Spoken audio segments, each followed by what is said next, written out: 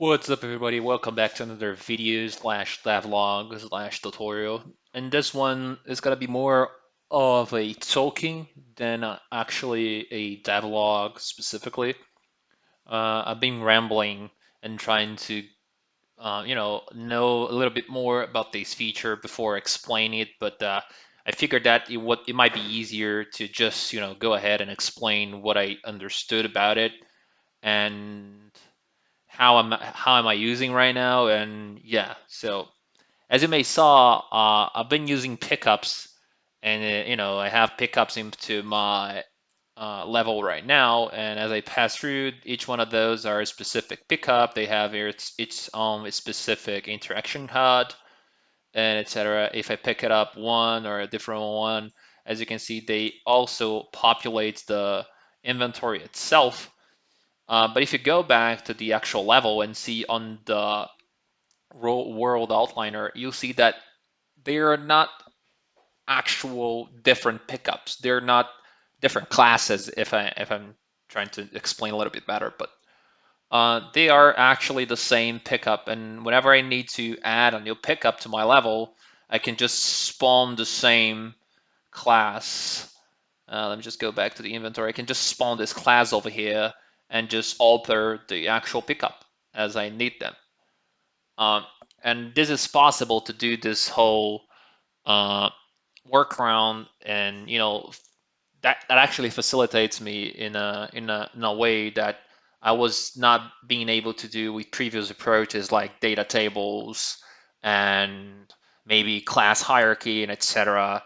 I figured that this is a lot easier to set it up and to use it, and also it's a little bit more optimal for the sake that I am planning to do with my project in the future, since most of those assets are pretty much stored in memory all the time, and I can just load and unload them as I need them. Um, so basically, the subsystem that I'm talking about that is actually implemented already. I don't know how long ago, but it's been a while that this is implemented into Unreal Engine. It's the asset manager. So what is the asset manager and how that works and why it's so different and etc. from other approaches? So in the past, if you're learning like Unreal Engine from scratch, uh, probably one of the first things that you're gonna learn is create some sort of pickup, maybe a key to open a door or something like that, or create like a coin, any sort of pickup based thing. And you figure that, wow, if you overlap the thing, you can just add that, like change a variable inside of a character, and based on that you can just destroy the pickup or hide the visibility of it, and you should be good to go. And this is actually quite cool for a simple project, like a really simple demo, like pick up like a key and open a door and set up. But as you evolve with your project, you figure that, okay, I need now a coin. Now I need, I don't know, a clothing, a weapon, etc.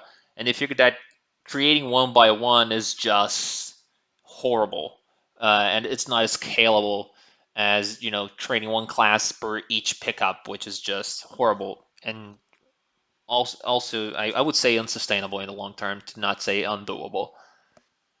So you learn then that you can have class hierarchies inside of the Unreal Engine. So you can create like a pickup master class, blueprint class, and you can derive all the pickups from that class. So you can create like a child blueprint class over here, and you would have like a class that is not pickup. You can diverge different pickups, create like maybe a weapon, etc. But they all gonna be based on the same class, which is the pickup master class. So whenever you need to maybe grab a couple parameters, you can always use the same class and just cast into that base class and grab the parameters as you need to, maybe the thumbnail or the amount or the damage if it's a weapon, etc. However, that adds another caveat, which is also the amount of blueprints that you're going to need to create and the amount of code that you're going to need to write, the amount of divergence. Like, it's also a little bit unmanageable with the time, as you need to have so many control into the amount of blueprints that you're going to create. So you may have a master pickup, but you have so many different pickups that you're gonna end up having multiple masters, like one master for weapons, one master for clothing, and then you're gonna have based on those classes a lot of other childs and etc. And that becomes also unmanageable with the time. Mainly if you need to create, for example, like a crafting system inside of an inventory, how you would track which blueprint, which child is compatible with another child, and so in order to create a different uh, item when you're crafting something. So that also quickly becomes unmanageable with the time. So you go, okay, crap. Creating one blueprint by one blueprint is unsustainable. Creating a whole hierarchy, like class hierarchy inside of the pickups is also unsustainable with the time. So I need to figure out a different way. And you may stumble upon a previous version of the engine that this would be solved with the data table. So a data table would be pretty much like an Excel sheet or something like that, where you could just adds up your child. You would like create like a Frankenstein between like child, blueprint child, and the data table. And in the data table, you would be like some sort of database of all of your pickups, and you could create like custom fields instead of like this pickup. If I don't know, uh, if it's compatible with this other 3 or 4 types of pickups, and they if they are combined they can create this other pickup, so you can create like some sort of database with that, and becomes as well manageable somehow. But then you end up with a pretty complicated system, and if you need to create maybe like a store, like a maybe like an inventory store, or an item store with your game, you figure that you're going to need to load the whole data table all at once, and that can take quite a while, because anyway it's a file, so you're going to need to have multiple read and write operations inside of a file, and that also becomes a bit chunky, and it can stay a lot depending on how big your inventory or your amount of items or your data table actually is. That may take a while to be read in and actually translate it into the UI for the character, for the player to actually use it. So if you have like a simple uh, inventory system with crafting item, maybe the data table might be already enough.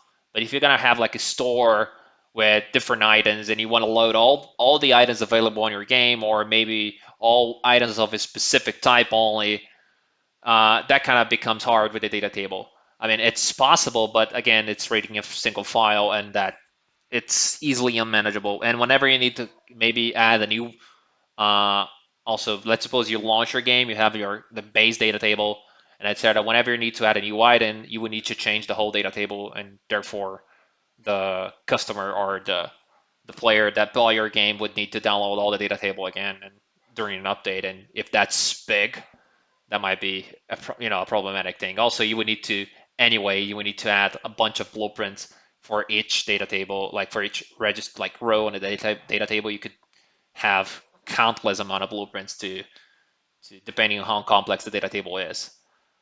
So yeah, I mean it's possible to manage an inventory with data table, but that can be complex as the project grows, as the need of the project grows. So then you said, okay, I need something simpler but powerful enough that I can just reuse, like create a single pickup, and I can alter maybe like into the UI of the editor what that pickup is going to look like, and then I just drag that into my level, and that should be about it. And I change that property at the runtime, and that should be also updated at runtime. And then you're probably going to come across the asset manager, which is what I'm trying to explain here. So the asset manager tries to solve all of those complexities, and it's a subsystem inside of the Euro engine, which basically allows you to create like each primary asset. There's this concept of primary asset, which is basically a map or a pickup. You can declare what is a primary asset. Those are going to be somehow stored in memory, like referenced in memory somewhere when launching your game. So if you want to, but that's just a reference. It's not going to be loaded and they're going to have like a couple states, either if it's loaded or unloaded, or if it's loading, etc. So basically, you can grab that reference in memory if you need something and load, and that should load up that content to your player. And you can do that. It doesn't need to be like a blocking load, like a single thread load. You can do like a synchronous load with those as well. So your player might be walking around, and instead you might be loading something in the background in a separate thread. And once that's done, you're probably going to have a feedback or a message that you can handle later on into your code. So the asset manager basically grabs whatever is the primary asset and stores that like a reference to that in memory. So you can load and unload that thing whenever you want to. But to explain a little better where that is actually is, if you go to Edit, Project Settings, and you go to the Asset Manager, you're probably gonna have like a couple entries in here already. So for example, you're probably gonna have your maps because each map is a primary asset. So you can load and unload maps as you may know. You can string levels across the board, and also you may notice that all levels when cooking needs to be inside the game maps folder. So that configuration is pretty much already set up inside by default inside into the Unreal Engine under the asset manager. So if you change that folder here, probably you're gonna need to change the folder of your maps inside of a project. Uh, but what I did basically, you're probably gonna have this also primary asset label, which is basically, I mean, the primary data asset, like the initial data asset. You don't need to care about this. It's basically whatever is primary asset inside of the game, but which is the project folder. It's gonna be loaded on memory as well. But whatever is considered a primary asset, which I'm gonna explain a little bit later how to declare something as a primary asset. And then what I basically did, I added a couple extra lines here. And what I did was I created like a clothing asset type, which is basically this and whatever is like this one as well. Those are clothing item types. And I classified those as primary assets. And then the asset base class is this clothing data asset that I created myself. And I'm going to explain how you can create one a little bit later in a few minutes. Basically, what I did is inside of the game blueprints inventory clothing, everything is going to be under that specific type, and therefore I'm going to have like a reference in memory after cooking, so I can load and unload things as I need to. Also, there's a couple rules here, which is basically priority to cook chunk ID. I'm going to leave like a link in the description below where a guy from APEC actually explains a little bit better what those chunk IDs, priority, and etc., cook rules and etc. are. I recommend you guys to take a look at it because if you want to, separate your game into different priorities, different priorities while compiling, like separate this into chunk one because it's high priority, separate this into chunk two because it's not as high priority as the first one, and etc. You can do that as well. It's just that for my project right now, it's pretty simple, so I don't need to actually care about that right now. Cook rule also, you can either always cook the thing, which means that whatever is from that clothing data asset inside of that folder, when I'm cooking my project, like creating the playable file of my project, those are also going to be cooked and added as part of the bin files or the x file, basically. You can also specify like only cook for development builds or only development etc. Or never cook, which basically would probably only work into the editor, but not when you're trying to cook something. So you may have like a couple test files inside of a project that are using some specific data assets, but you don't want them to be cooked. You just want to them to be into the final build of your project. You may want to add them to the CI/CD to maybe test like unit tests, etc. But you don't want that to be cooked by the final project. So that might be something to consider as well. I also had a couple other ones, which is the craft items. Right now, I haven't actually specified or created like a specific sheet for my project to specify like, okay, I don't know, there's a specific enemy drops whatever this item, this crafting item is, and once combined with something, it does, it creates another thing. But I do know that I'm gonna have that into my final project. So what I basically did is I already create the primary asset for it, but right now I don't have any pickups that are craft based right now. So, but it's already configured in my project. Uh, Also, there's this option to is editor only, which means that it's not gonna be cooked.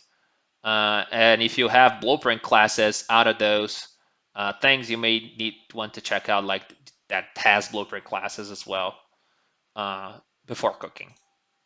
Same goes for gear, which is a different type. Potion, which is a different type. Weapon, which is also a different type. And this none is just my base data asset, which doesn't have like any ID in it, but I have like a base data asset that I derive all of those based on this one. And each one has its own directory. So if you go to these blueprints, inventory, crafting, for example, blueprints, inventory, not crafting, let's go for the clothing itself, you see that I have my data assets here. And each one of them, as you can see, the native class is the clothing data asset, which is basically what I specify for the clothing here as my asset type. But how do I create this asset type? So if you want to do this in Blueprint, let me see where that is actually, because I forgot it actually. Okay, here, there we go. So data asset. So if you go to miscellaneous data asset, you're gonna have all the data assets that you can create. You can create like a primary one. You can create like a primary data asset label, which is basically that initial one, and then you can specify different classes for it, and then you're probably gonna have let's suppose you create like a primary asset label called, I don't know, master. And then once you try to create another one, you're going to have your master here to create, basically, if that's the primary one. But I did create that in C++.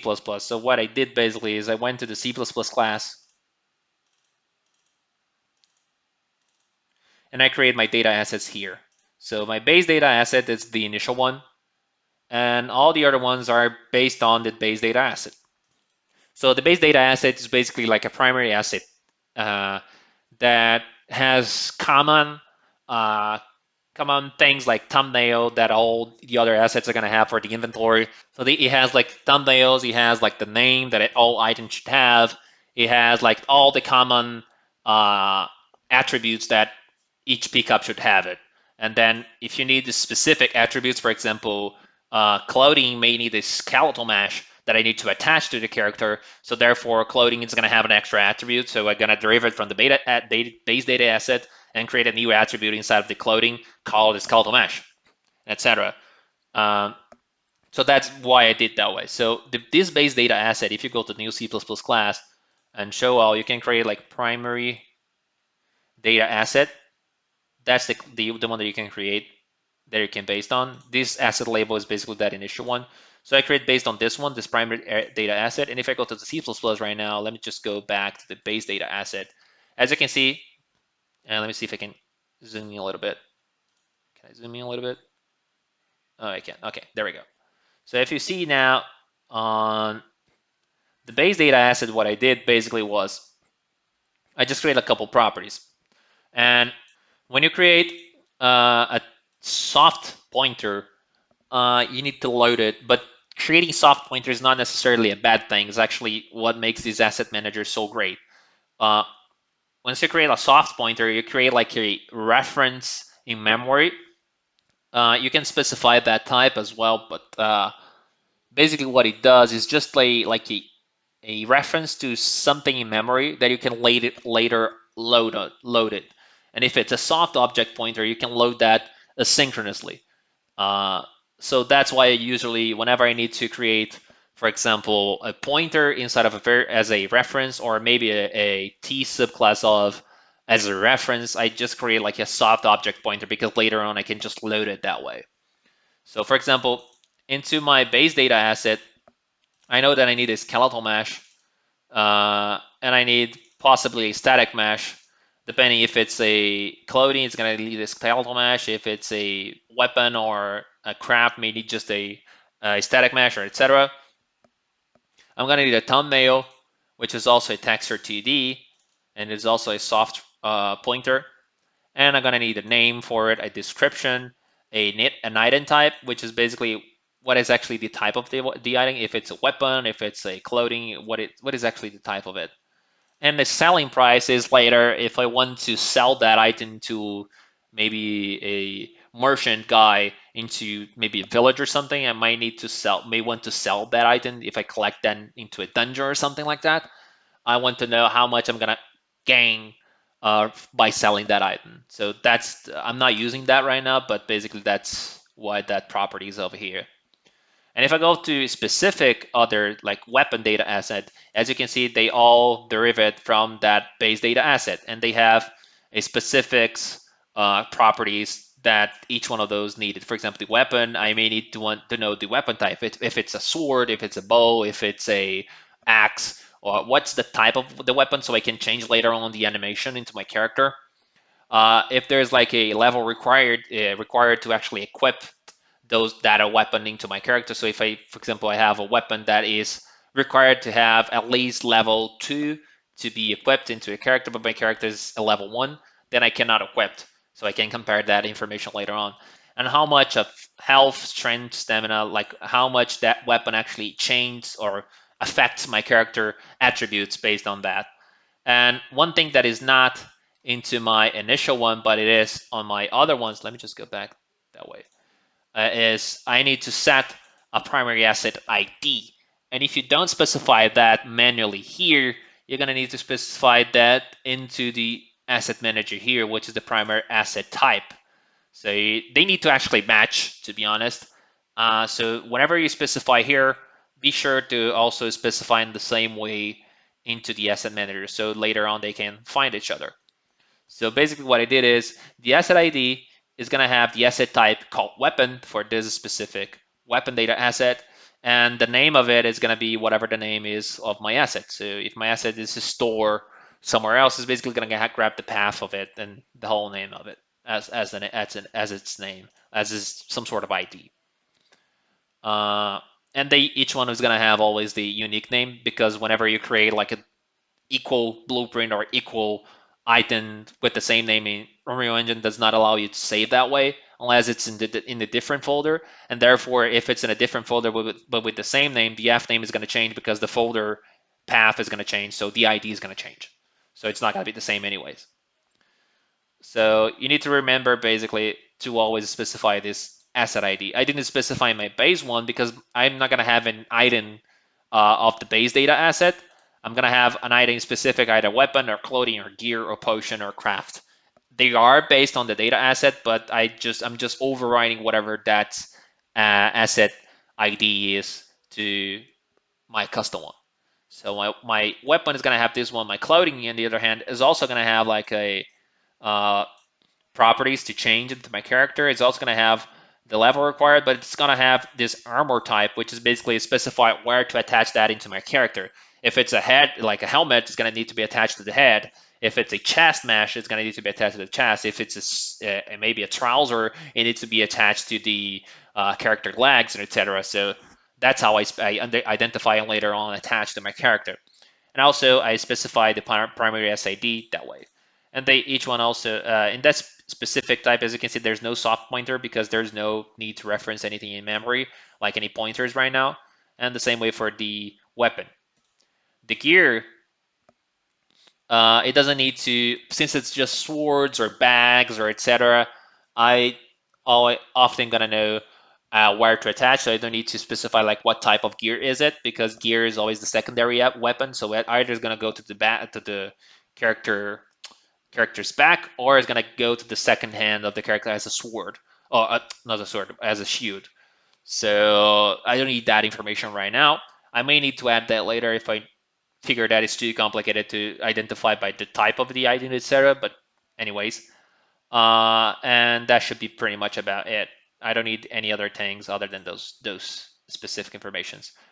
The potion, on the other hand, I just have the amount, because potions, I am allowing the player to have more than one type of potions inside of the inventory.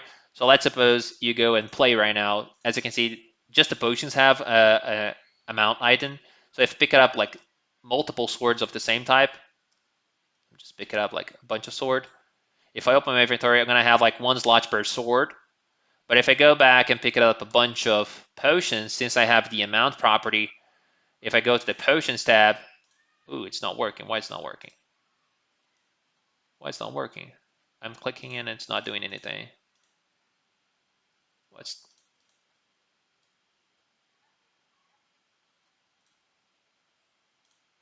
Oh, now it's doing. I don't know what happened, but probably gonna need to understand later to fix this. But basically, if I pick it up like a potion, different from the weapon that if I pick it up multiple ones, I'm gonna have like multiple slots. The potions, if I click it on, I'm gonna have only a single slot. But as you can see, I have this amount indicator at the bottom, which indicates that I have 4 potions to use it. So if you pick it up with multiple weapons, I can allow later on to sell it one by one, but the potion itself, oh, it's happening when I have multiple items. So I'm gonna need to check it out and fix this later. But anyways, oops, I'm pressing mock the mocked damage. So there you go. Yeah, probably gonna need to fix this. It's probably something related to this tab. But anyways, that's the idea behind um, this amount property inside of the potion. So there you go. Health, strength, stamina, magic, point, speed. And also I have this effect here, which is basically, as I explained in the previous video, or on the previous video, that the potion is an ability, so it needs to have an effect to actually apply those uh, elements, like all those properties inside of my gameplay ability system. So I need to specify a effect for that potion so I can later on equip into my ability. The craft rat, on the other hand, I just specify the amount because I can allow the character later on to have multiple types of the same item into the inventory, but I haven't done anything with it, so right now it's just like a blank item. Okay, and after you do that, once you go to the inventory now, clothing, and you try to create like a miscellaneous, create a data asset, you're gonna have like a clothing after compiling, you're gonna have this clothing data asset. And if you create one, you can see that you have all of those properties. So you have the base properties from the base data asset plus whatever was from the clothing data asset. So you have the name, the mesh, the thumbnail. As you can see, the name. Where is the name? The name, the mesh, the thumbnail. You're gonna have the description, the item type, and etc. But some of the items in each one of those are into its proper category. But they're gonna have as well the clothing properties here. And the soft pointer, as I explained it, they're just reference. It's just like a sub object of. So you can specify like where is that item into your game, and it's gonna store like a reference in memory to that item, so you can load and unload as you need them. So as you can see, I can specify as any other item. Okay, but now um, how do I make, for example, a new pickup? So if I go now to this pickup, what I did, there's nothing in it, but if I specify now data asset for it, like a data asset called, like for example, chest, as you can see now, it updates that way. So later on the code, I can just create like any spawn like this class over here and just specify a pointer, like a reference to a data asset that I created later. Maybe I can expose that into the spawn part of it, and I can just call it that way. So I can expose this variable data asset from my pickup, and then once it's spawning, I can specify that, and then that should be good to go, and that should update it. But how the pickup actually works, let's go to the pickup itself. So if you got the pickup class, let me just go back to the begin play. Sorry, there's like this onConstruct. So this onConstruction I already explained later. There's also a video. I'm gonna leave it in the description below. But basically what that is this construction script tab. So this onConstruction is basically the construction script. So this function here, oops. So what I basically did is I create a function called construct pickup. And what I basically look at is, do I have a valid asset? And how do I know if I have a valid asset? I'm trying to load that asset, blocking any threads right now. So I'm not doing anything asynchronously because this is a simple asset. I want the actual editor to block all threads until that is completely loaded. So it's intentional. But if I want, I could do that asynchronously by calling a different function. But right now I'm not using that.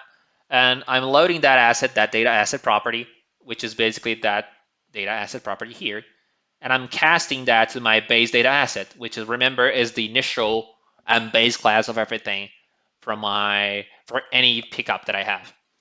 And based on that, if that's, that is not new, then what I'm doing is I am grabbing inside of my data asset that I just loaded my skeletal mesh, which is also a soft pointer to something in memory, and I'm loading that because I don't need anything else. I just need the skeletal mesh for now. So what I'm doing is I load my asset, and my asset has reference inside of it for each specific point of memory because that base data asset has a couple soft pointers in it. And I try to load my skeletal mesh. And if that's okay, that means that I just have a skeletal mesh for it. I don't need to load again, like I don't need to load the static mesh property because I already have a skeletal for it. So what I did basically is I set the skeletal mesh to be true. I set the skeletal mesh of that pickup here, which is basically that skeletal mesh property, to whatever I just loaded. And I attach that skeletal mesh to my component trigger box. And then my mesh is going to be no, so I'm going to remove anything from it if there is anything in it. And I'm just setting that now I can pick up. So this I can later unit test. So during my unit test, I check for this B pickup is ready, which means that now my pickup is ready after spawning, so I can start unit testing it. But if that fails, it means that I'm trying, I failed to cast a skeletal mesh. It's not necessarily an error. That's why I put a log here, because if it's like a static mesh, not loading a skeletal mesh, that is not actually an error. It's expected. So if I have, for example, not a clothing which has a skeletal mesh, but a weapon which is a static mesh, what I can do now is, okay, load then my static mesh, and I can cast my static mesh. And if that's not new, that means that I was successfully loaded my static mesh, and then I set my static mesh, set my skeletal mesh to new, and then I attach that skeletal mesh to my trigger box, and my pickup is now ready to use it. And as you can see, I'm not doing actually anything. I'm just loading the assets as I need it. And I can unload the asset if I wanted to. I have a function called unload asset. And so I think it's inside here, or if there's inside here, there's inside of the asset manager function itself. You can get the asset manager directly and load and unload that way. I just figured that it was a lot easier to do this way. But you can do that manually, load and unload if you wanted to. But basically what I do then, if none of those actually works, my pickup's never going to be ready. If that's not going to be ready ever, my unit test is going to fail. So I'm going to know that there's something going wrong with my game itself. So I'm going to catch that before actually building the game and etc. So that's specifically why I put this pickup is ready here. So on construction script, which means that whenever this is actually added to the level, if I change that, that's going to call the construction script. So as you can see, it's changing in runtime, and I just need to play it. And if I play it now, I have a shield. But if I go back and change that to a sword and play again, and I go back, now it's a sword. So as you can see now, this actually works quite nicely. And if you go to the pickup now, into the construction script, let's suppose you, for some reason, you spawn the item, but the item didn't call the construction script because maybe we spawned it, the construction script was empty, there's no reference, you didn't attach, didn't expose that on spawn, that variable data asset, and you want to call later to the construction portion. So you can just call this function construction script right after spawning. So if you spawn the actor and that didn't work, you can also force a call to the same function here. Okay. Also, in the gameplay, what I'm doing is let me just remove this breakpoint. What I'm doing is I'm activating physics for a couple amount of seconds into my edit. So as you can see, if I play this right now, the clothings, they kind of drop for a few seconds and then later they keep static. So I activated physics for 4 seconds, and then later I called deactivate physics, which is basically just making them statics after 4 seconds. Why I did that is just because once I kill an enemy, what I'm gonna do is I'm gonna launch those two up in the air. They're gonna fall to the ground, and then they're gonna be static. That's my intention, to allow physics so they can have this effect of going up, falling to the ground, and then they're gonna be flat. Okay, on the begin play, then if I have either a skeletal mesh or a static mesh, I'm also setting that to true, because maybe my construction script was called, but I had nothing to set that to true. But then I later call the construction script, and that's gonna set that to true as well. And also I have this on-mouse hover events, on-mouse leave, which is just basically setting this custom random depth, which is just let me just see if I can. Actually, I can not mouse over because my mouse is not allowing that. But basically, what it's doing, this custom render depth, is just set this outliner to be presented around these elements. So the shoot has this yellowish outliner around it. So that's what that render custom depth is about. So I just set it into a post process. Let me just go back to post process. I forgot where that is, but the outliner, let me just, oh, material. Oh, there we go. MI outliner. So in post process material, I have this MI outliner. And what that is basically is just a outline render with that color. And what that actually does, let me just open that. Where is that? The master of it. M outliner. Where is it? There we go. It's this basically this material over here, which has this process input and etc. So it just like making that emissive color around the edges of my mesh. So basically, this is an outliner. I'm not gonna bother explaining. There's a hundred, like, I don't know, lots of videos of outliners into the internet. Uh, but basically, that's the only thing that this is doing. So if I allow my mouse cursor to be visible right now at the gameplay, if I mouse over, it would either set that to false or set that to true on mouse hover and mouse leave, which is basically hover and unhover the item. On begin overlap is pretty much doing the same thing. So if it's not the player, it's not going to do anything. But if it is the player, what it's doing is just updating the trigger box, because since I'm activating the physics, but the trigger box doesn't have any physics, what I'm doing is, okay, just update the trigger box to whatever position my mesh or my item is at that moment. And then what I'm doing is I'm just setting the render depth, which is just showing that outliner. And then later I am doing the basics, like I'm loading whatever I need from my data asset. So if I'm over my data asset, what I'm doing is I'm loading the data asset right now. And then what I'm doing is I'm filling up that pickup instructions widget, which is just pickup widget info right here. Let me just go back, which is just this widget right here. So I'm just setting the item name, and the actual input icon is just basically setting. I already explained as well in the past.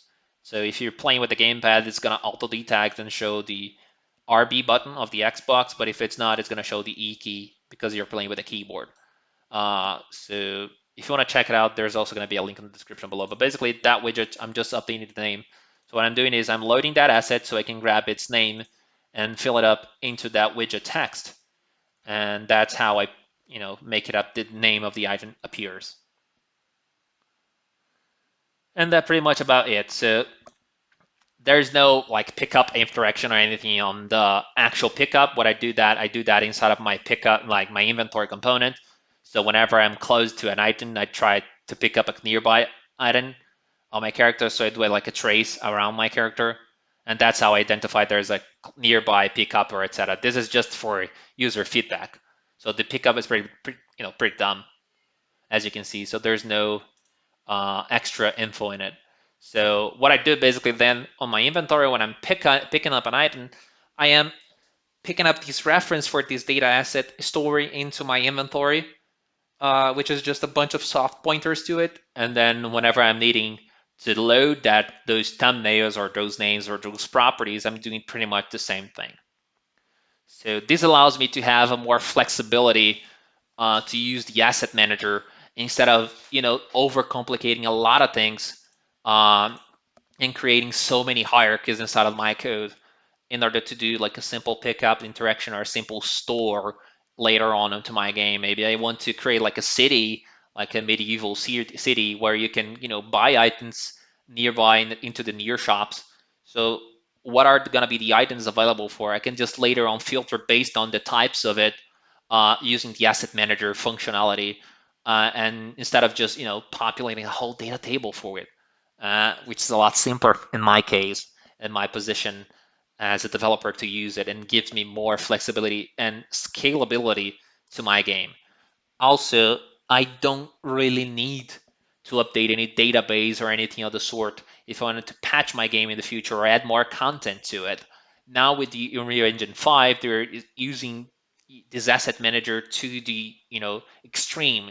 So you can have game features to patch your game into the future. So you can create like a specific game feature, and there's also going to be a link to the description below about game features as well into Unreal Engine 5. I haven't got a chance to play around into this project specifically with it, but basically what it does is you can create specific features that are completely independent of your actual base game or code, or you can even create like a couple game features that are dependent of a specific pieces of your code, and you can later either activate them or deactivate them at runtime. So what you can do then, you can have maybe like a service, online service, maybe like a feature flag service, maybe launched darkly, or any sort of other uh, service that manages feature flags. And what you can do then, you can just patch your game, add a new content to it, like maybe a game feature with extra assets or extra pickups or extra content in it, and if that's buggy, or if that's later on figure out that the whole community is not liking it, you could just go back to your feature flag and deactivating that flag. And by doing so, whenever your game is launching, it's going to check out that feature flag service, and if that's not activated, the whole content is going to be unloaded at runtime and not going to be available anymore. So, or you can fix it something and then just release a new patch and then re-enable that flag for newer versions of your game, and etc., etc., etc. So the asset manager has a lot of potential to not only give you more flexibility as a scalability to your project, but also simplifies a lot of things that were, at least in the past, pretty complicated to deal with in the first place, as inventory and complex interactions between crafting inventories or complex inventory components, and etc.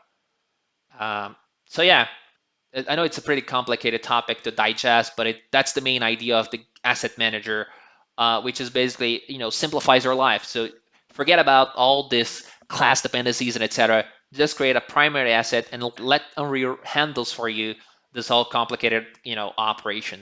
Just create simple stuff that any level designer that is not as specifically familiar with programming and anything of the sort, just let them go back here and creating like a pickup for your project, and let them use their imagination to create new pickups and new interaction for your game in a simplified manner, than just creating like a bunch of classes and being worried about later on updating the data table. That gives more flexibility and scalability for your project in the long run, not only for you but also for any other person that's going to be later on interacting with your game.